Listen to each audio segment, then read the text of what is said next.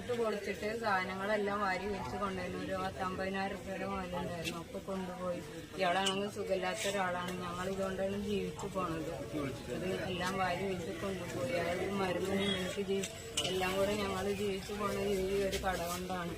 അതെല്ലാം നഷ്ടപ്പെട്ടിരിക്കുന്നു. രാവിലെ വന്നപ്പോൾ എല്ലാം വാരി വെച്ച് പുറത്ത് കിടക്കണമെന്നില്ല.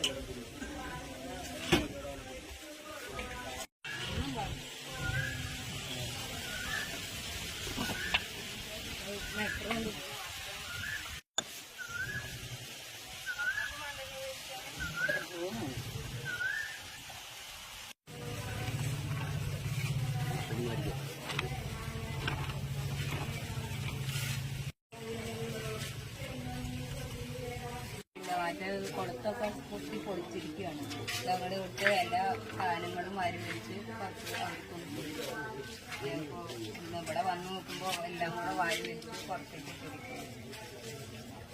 ഞങ്ങൾ ഇതുകൊണ്ടൊക്കെ തന്നെ ജീവിച്ചു പോണത്. ഇങ്ങനെ ഒരു ചർച്ച ചെയ്തവരെ എന്തായാലും ഇരിക്കണം.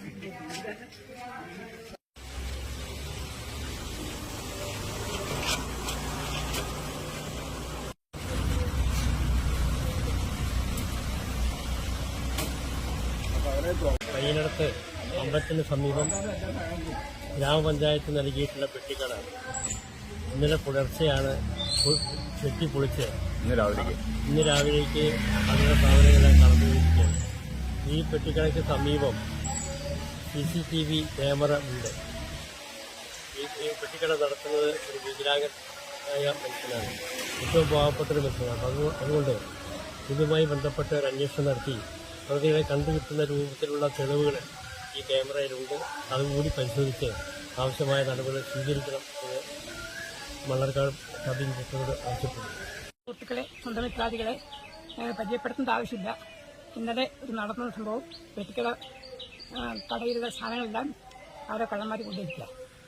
നമ്മൾ ഈ അവസ്ഥ കണക്കിലെടുത്ത് എന്തെങ്കിലും തീരുമാനം എടുക്കാൻ താഴ്മയോട് വിനീതമായി അപേക്ഷിക്കുന്നു.